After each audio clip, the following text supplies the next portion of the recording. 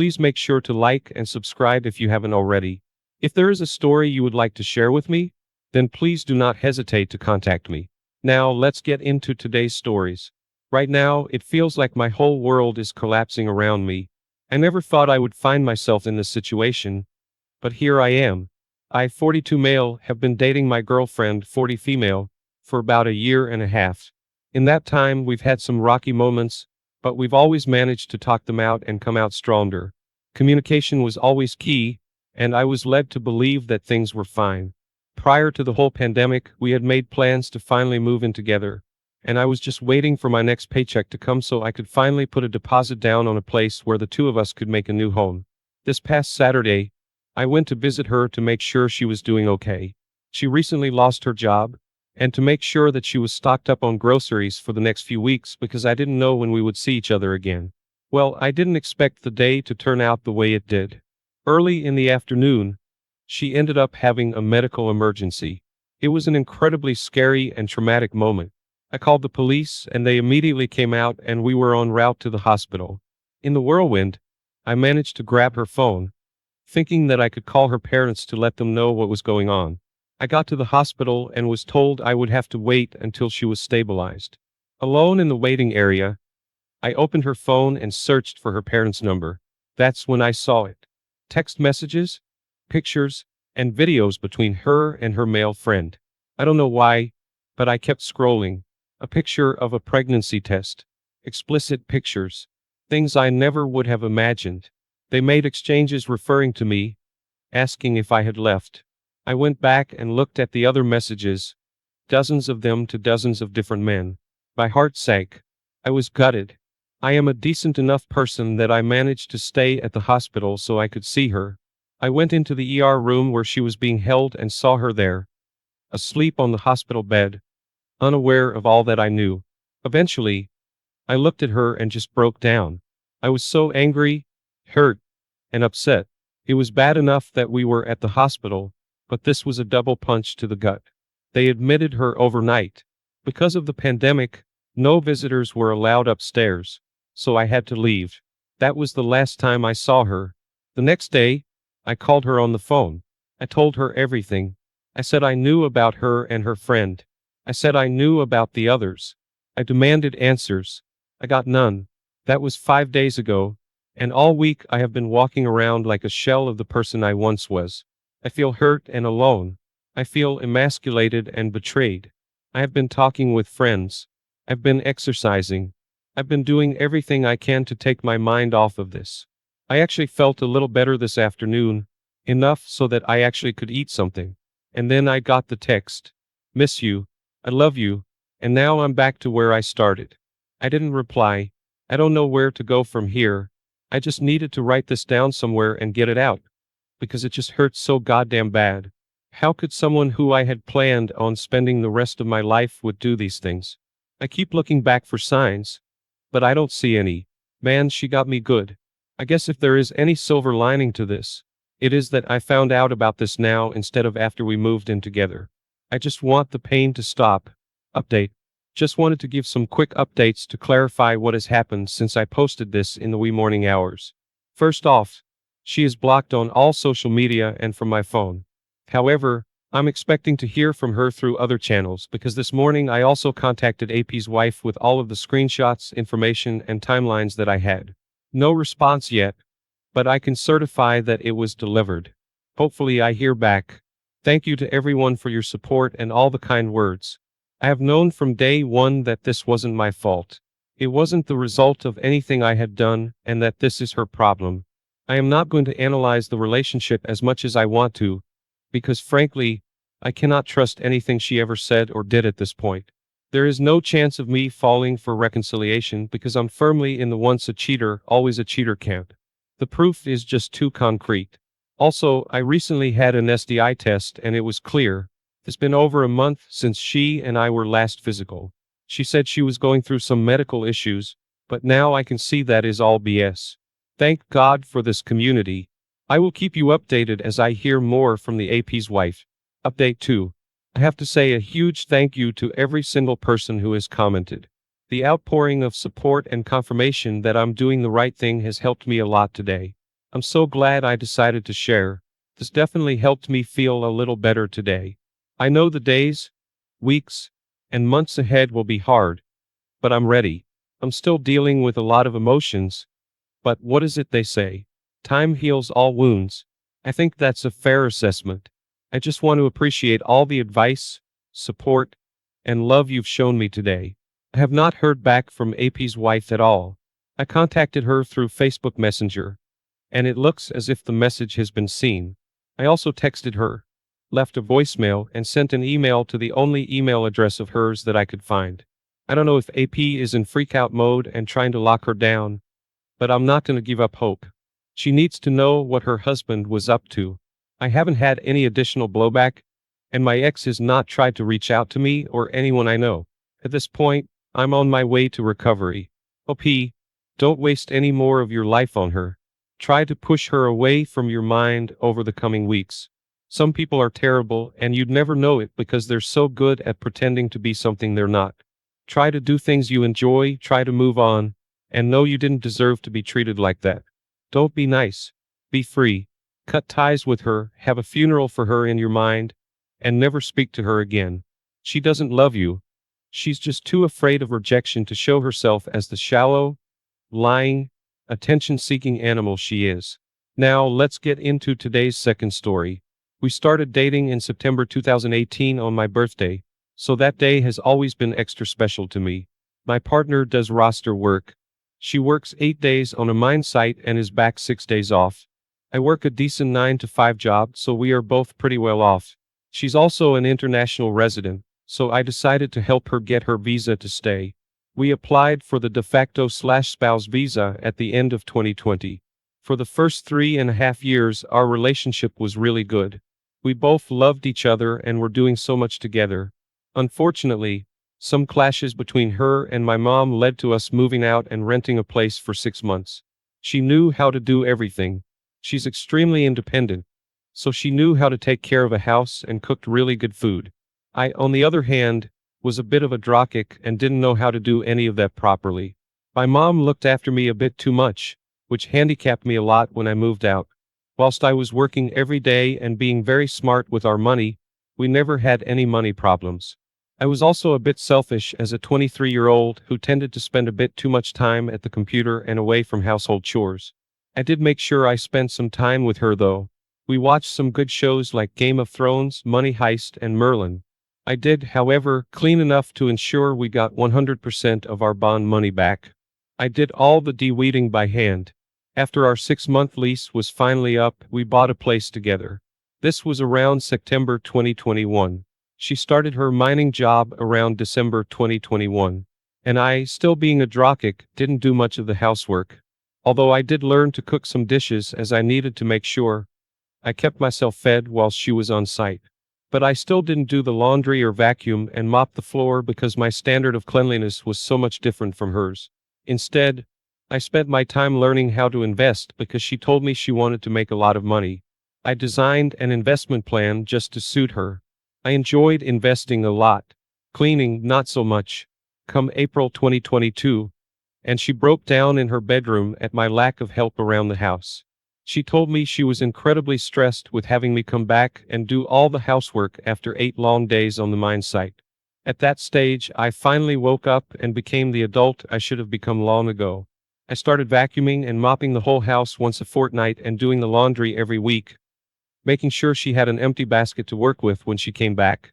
It was like a switch was flicked on in my head. I should also mention that sex was non-existent in the last year of our relationship. She didn't want to take the pill due to side effects, although she was on it periodically for the first 3 years, and we had sex then.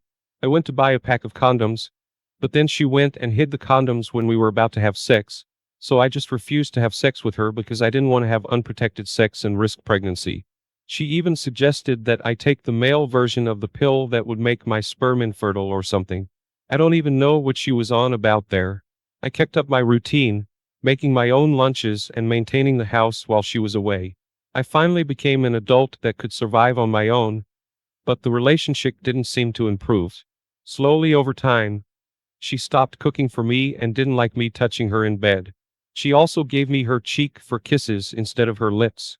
Looking back, these were all red flags, but I was blinded by love and my desperation to save the relationship. I kept up with the cleaning and maintenance. She even went back on the pill to balance her hormones, or so she claimed. I tried initiating sex with her again at that point, but she refused, and then came September 17th, 2022. I was mopping the floor in my computer room and couldn't use it because the floor was wet. I went to use her laptop instead and saw everything in Messenger. She had been in a casual but intimate relationship with a man on the mine site, a little younger than me. The text messages were extremely explicit. I saw they had this going on since late July. I couldn't go any further back because I was about to throw up. I confronted her about it that night, and she told me she had been extremely stressed with work and had fallen out of love. I didn't understand. She loved me when I was a total drockic. Then all of a sudden I became this mature and capable adult, but she didn't love me anymore. I was a total wreck for the next week and couldn't sleep well. I decided to call things off with her. I cannot be with someone who commits infidelity. We are going to split up our assets and go our separate ways. She told me she wants to remain friends, but I don't think that's going to happen anytime soon, nor do I think that's a good idea for either of us. This also has implications for her visa. She is currently on her temporary visa until the end of November this year, at which point we were supposed to sign off on some documents so she could get her permanent residency. I told her I refused to sign any documentation as I basically would have to lie, which could get me sent to jail along with a big fine.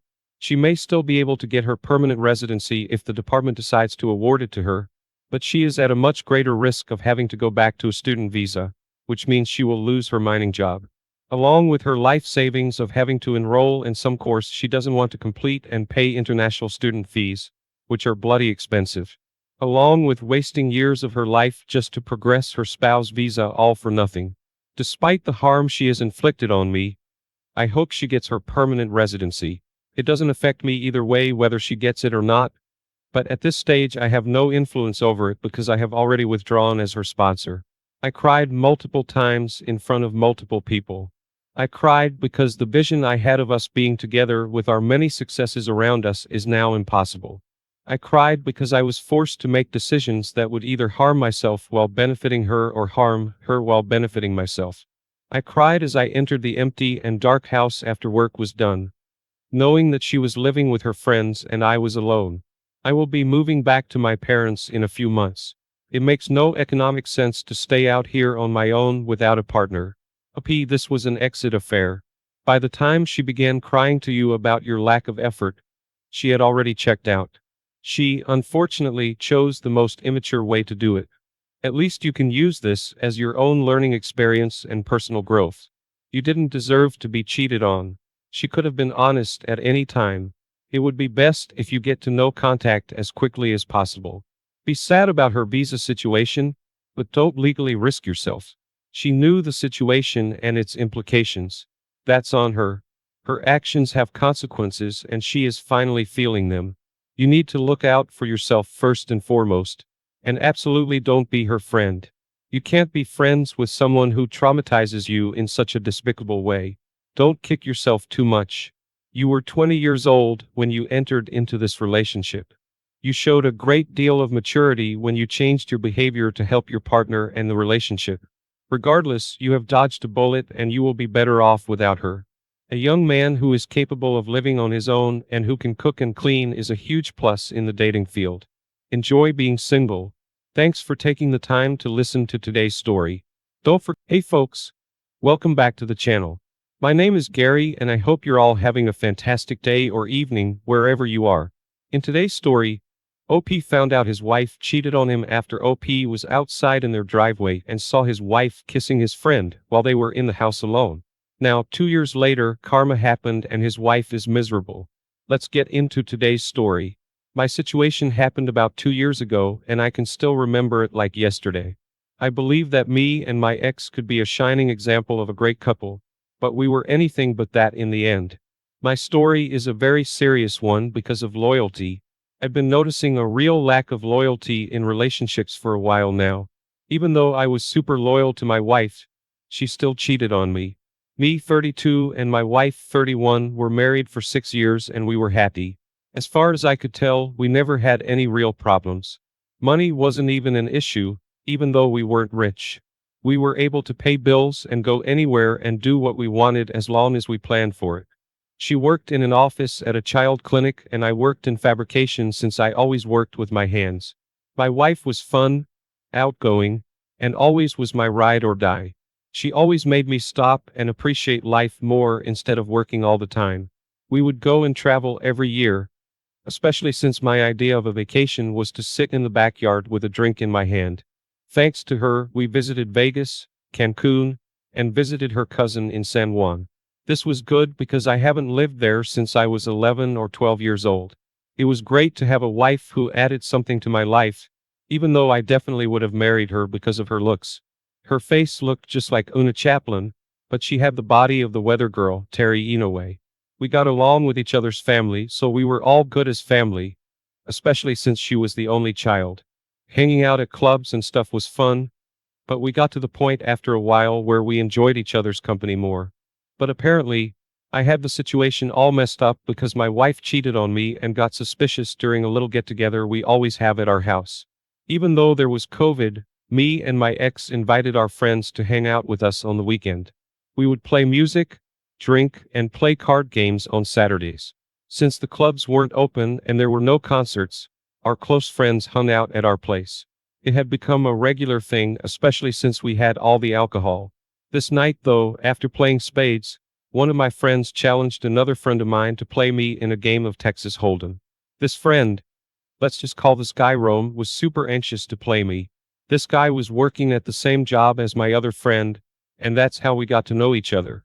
Rome was the type that was flashy and braggadocious, and we all would have to bring his mind out of the clouds sometimes. And the game of Texas Hold'em would do this because he never beat me one-on-one before. At the time, we recently learned how to play it thanks to his uncle. Even though we weren't that good, I always would beat him, and for some reason it aided him. He lost me 7 times straight, and the last time he was talking shit a little too personal. He'd talk about having a better car than me, a better house than me, but he would act bitter about my winning streak. At first, I didn't want to play, but thanks to the hecklers, Rome insisted that we play. Sure enough, when we played, I ended up beating him twice. Pissed off, he wanted to play again, but I said that my ex and her friends wanted to play dominoes and had said we should stop. My ex jumped in and agreed, but he wanted to play one more game.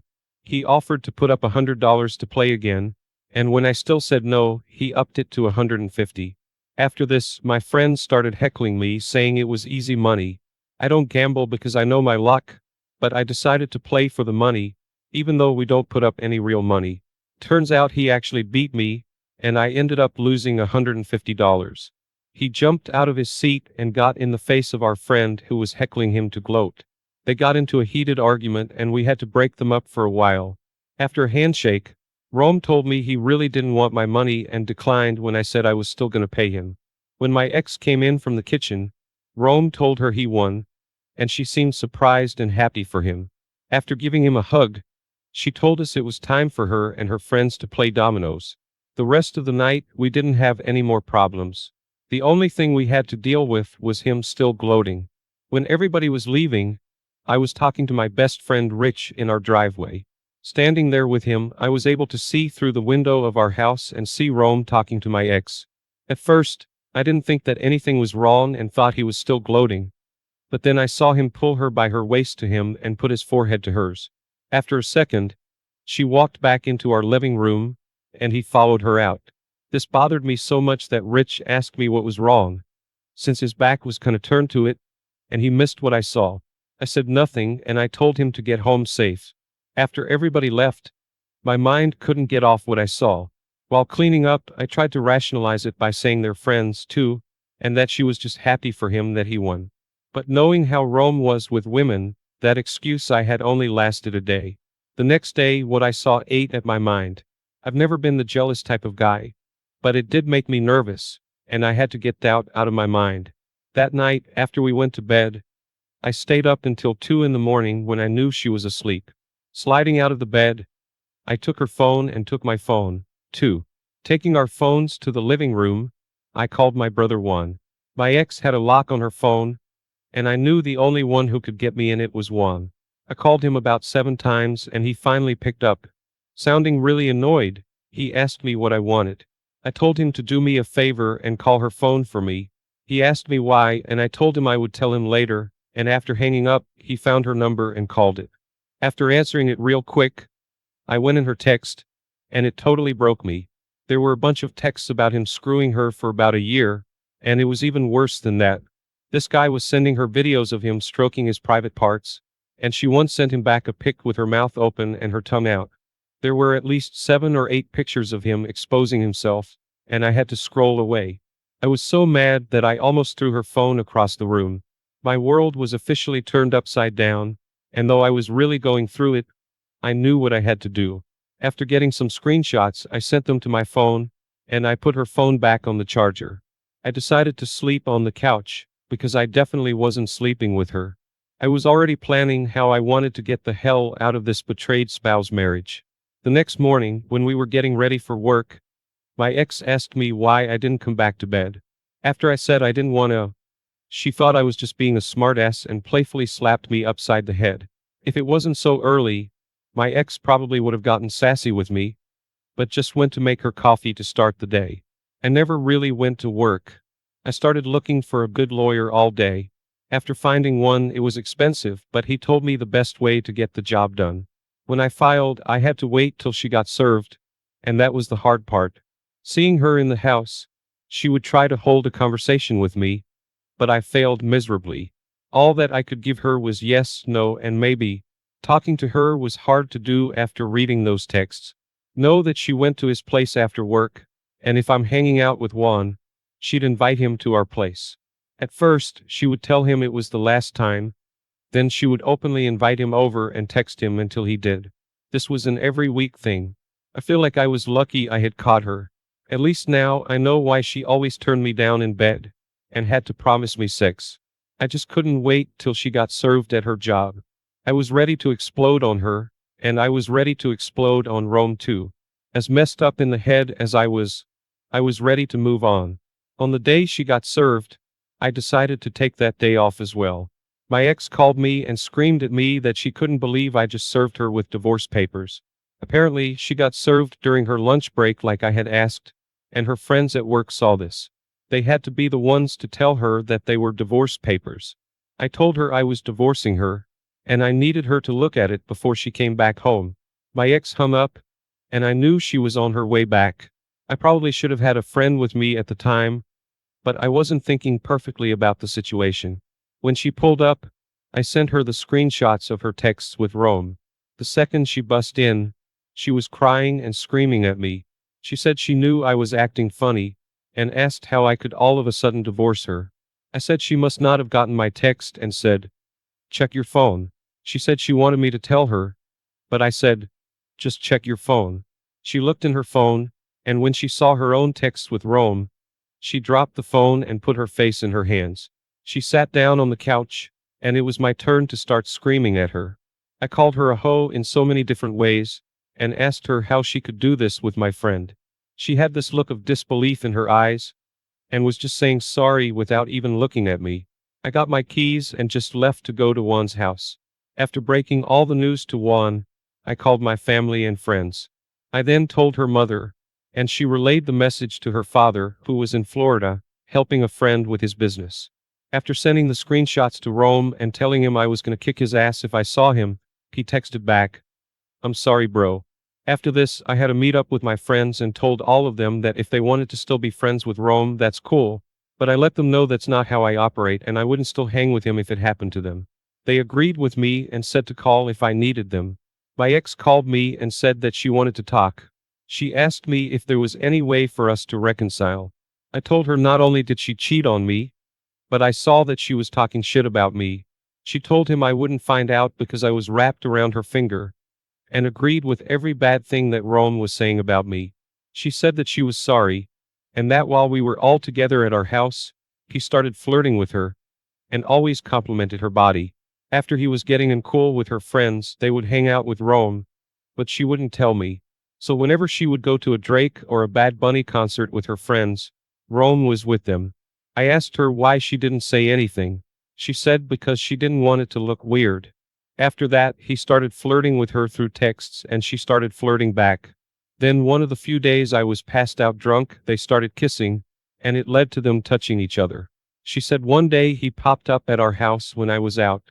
After claiming he just wanted to talk, he had started touching her and charming her again, and then he screwed her. I told her I know that she doesn't love me, and that's why there won't be any kind of reconciliation.